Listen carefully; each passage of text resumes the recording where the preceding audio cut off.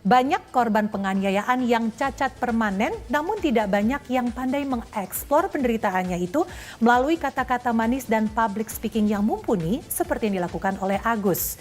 Ternyata di tempat kerjanya, Agus memang dikenal sebagai kepala waiters yang bermulut manis, namun pandai pula melontarkan kata-kata yang tajam menusuk. Benarkah banyak yang menyebut Agus kena karma?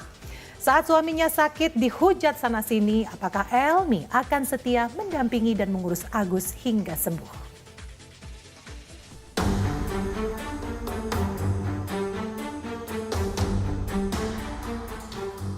Pemirsa, belakangan di media sosial banyak bermunculan meme-meme Agus Salim, korban penyiraman air keras. Video parodi Agus mengucapkan Agus sedih, Agus kecewa dengan nada rintihan yang melengking menjadi perbincangan panas netizen karena bak drama di sejumlah sinetron. Publik menilai Agus Salim terlihat piawai meracik dan mengeksplor penderitaan itu melalui kata-kata manis dan public speaking yang mumpuni. Maklum, Agus Salim memang dikenal sebagai kepala waiters yang bermulut manis namun tak segan melontarkan kata-kata yang tajam menusuk hati. Dan korban dari kata-kata Agus Salim adalah karyawannya yang bernama Aji alias JJS yang akhirnya meluapkan kemarahannya dengan menyiram Agus Salim dengan air keras. Elmi Nurmala yang ditemui pun mengakui jika Agus Salim suaminya merupakan sosok yang tegas.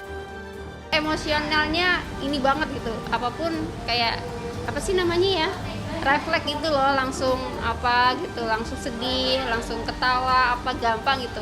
Kalau aku agak susah gitu. Elmi Nurmala mengakui jika ia memang naksir Agus Salim sejak pandangan pertama, sekalipun Agus Salim sempat menguji kesungguhan cintanya. Sejak pertemuan di kafe yang sama, Elmi Nurmala dan Agus Salim mengaku sama-sama mantap untuk menjalin cinta hingga naik pelaminan. Sayangnya keduanya enggan menyebut tanggal pernikahan mereka yang mengaku dirayakan secara sederhana itu. Sekalipun Agus tak henti memuji kepribadian sang istri yang menawan. Yang paling aku suka, dia orang cuek, nggak banyak ngomong. Agus suka sama orang-orang seperti itu karena tipikal Agus kan orangnya suka penasaran gitu kan. Nggak suka yang terlalu wow gitu, nggak suka sih. Aku lebih suka kayak dia pas ini memang cuek, nggak banyak ngomong gitu. Ya ada kalanya kita suka bercanda bareng gitu, tapi ada tempatnya yang kita bercanda bareng gitu. Dia tahu memposisikan tempatnya di mana tempatnya itu gitu. Itu yang aku suka dari dia, walaupun memang orangnya cuek banget gitu. Ya begitulah modelnya, orang introvert sama orang yang liar kayak saya gitu. Elmi Nurmala dan Agus Salim menyadari jika karakter mereka bertolak belakang. Elmi Nurmala yang mengaku malu-malu, sebaliknya Agus Salim menyebut dirinya seorang yang senang tampil hingga di akun media sosialnya penuh dengan aksi jogetnya nan gemulai. Hingga Elmi Nurmala menyebut suaminya itu memiliki gaya yang jauh lebih lembut dari perempuan. Lemah lembut, lebih lembut dari wanita kayaknya. Iya, emang dia dulu alay, kan dia pemain TikTok ya. Setiap saat TikTok, terus TikTok aja gitu. Kalau dari yang lain sih oke-oke aja, cuma itu doang sih, TikTok mulu dia. Tadinya sih kesel, cuma ya mungkin dia buat hiburan aja kayak gitu. Aksi Agus Salim di media sosial yang belakangan menyebar di jagat maya justru menguak siapa dirinya. Dan benar saja ia bukan hanya pandai berjoget, namun benar-benar memanfaatkan media sosial untuk mengumbar penderitaan. Bahkan beberapa kesempatan ia sukses melontarkan kata-kata disertai teriakan, diiringi tangisan dan memilukan akibat derita yang dialaminya itu. Aku sedih banget. Aku sedih banget. Aku sedih banget.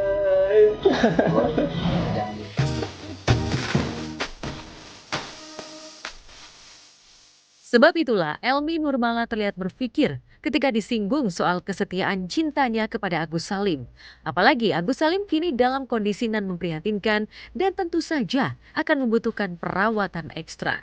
Selain itu, kini suaminya sakit serta dihujat sana-sini.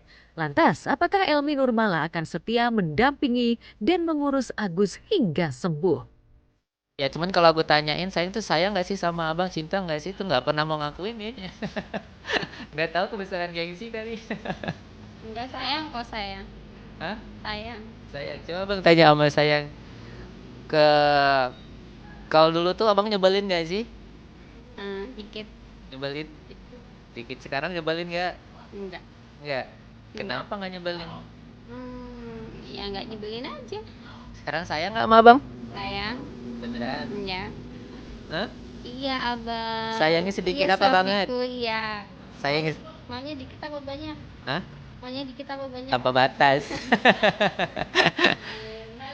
Ini lagi berusaha belajar lah menerima dengan kondisi yang seperti ini ya. Ya siapa sih yang nggak, siapa yang mau suaminya dibikin begini ya. Kita juga nggak nyangka, cuma kadang-kadang aku ngerasa kita di sini korban gitu ya. Aku juga korban, misalnya di begini. Kadang-kadang kenapa sih orang-orang tuh kayak menyudutkan saya seakan-akan di sini saya penjahat gitu kan. Padahal kan di sini saya berusaha nemenin abang ya, mungkin dengan kekurangan aku yang begini ya, tapi di hati saya nggak ada niat untuk meninggalkan Bang Agus gitu. Pengennya sama-sama apapun itu kesulitannya kita hadapin sama-sama ya abang ya, insya Allah kita sama-sama belajar untuk ngadepin situasi yang berbeda dari sebelumnya ya. Ya semoga kita bisa gitu ya, berdoa aja semoga kedepannya lebih dipermudah, nggak ada halangan apapun, dan ya tetap bersama-sama intinya gitu ya bang ya.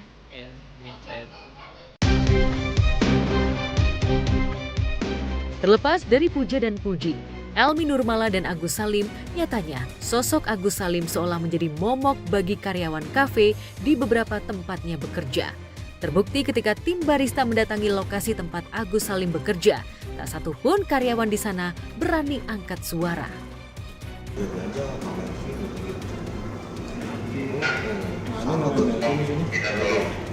Itu kali, soalnya Agus dari sini resign udah lama.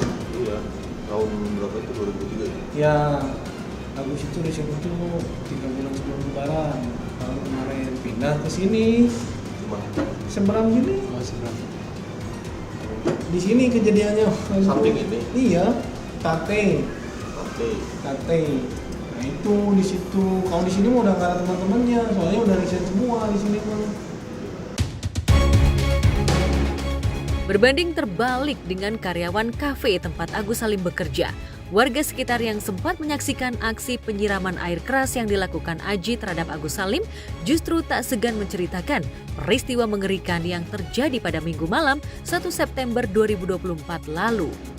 Iya, depan toko saya. Depan toko saya. Depan toko abang, di mana persisnya bang? Boleh ditunjukin bang? Awal kejadiannya ya mulanya di situ. Terus teriakannya di sini, jatuhnya di sini. Minta tolong di sini ya.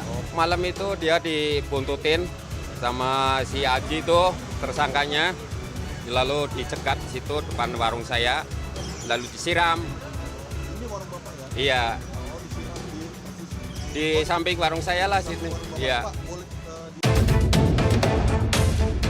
Sementara itu, Aji yang kini berada di tahanan dalam kondisi baik menurut kuasa hukumnya. Aji tinggal menunggu jadwal sidang setelah Kamis kemarin berkasnya dianggap sudah lengkap dan dilimpahkan ke Kejaksaan Negeri Jakarta Barat. Sudah ya, hari ini agenda pelimpahan tahap 2 dari pihak kepolisian ke kejaksaan menyerahkan alat bukti dan tersangka. Tadi sudah dilaksanakan dan berjalan lancar gitu. Ya kita tinggal tunggu proses persidangan saja. Nanti kan dari kejaksaan berkasnya akan dilimpahkan ke pengadilan untuk diagendakan persidangan. Ya kita tunggu info lah sama-sama ya. Kondisi Aji sehat sih. Tadi saya udah sempat ketemu juga karena proses tadi pelimpahan sempat ada interview dari kejaksaan melalui Aji langsung mengecek seluruh profil-profilnya dia, berkas-berkasnya, dan tadi saya mendampingi di sampingnya dengan tim dan Aji sehat, alhamdulillah.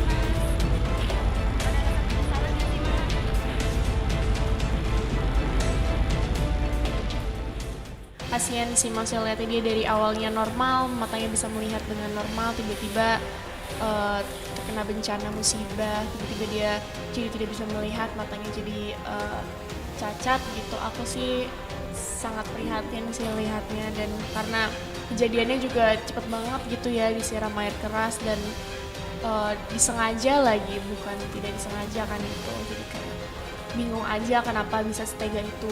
Karena kan di awal kan Agus mencari empati di setiap sosial media kan, tapi ternyata yang dia lakukan itu salah dan harus menyalahkan orang lain juga yang sudah membantu dia.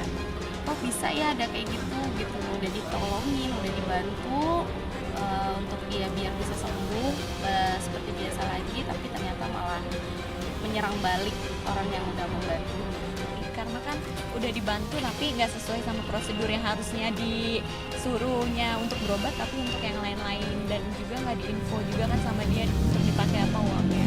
Saya pikir sih masalah ini terjadi karena jumlah donasinya yang cukup fantastik dan ketidakjelasan dari awal waktu pengumpulan donasi kepada keluarga Agus, dari yayasan kepada keluarga Agus. Jika memang digarisbawahi, harusnya kalau misalnya untuk penggunaan donasinya harus ada pemberitahuan atau gimana peraturan seperti itu, mungkin keluarga Agus tidak melakukan kesalahan seperti ini, kesalahpahaman seperti ini. Jadi saya pikir keluarga Agus karena ketidaktahuannya jadi menganggap uang yang masuk ke rekeningnya itu merupakan hak dia.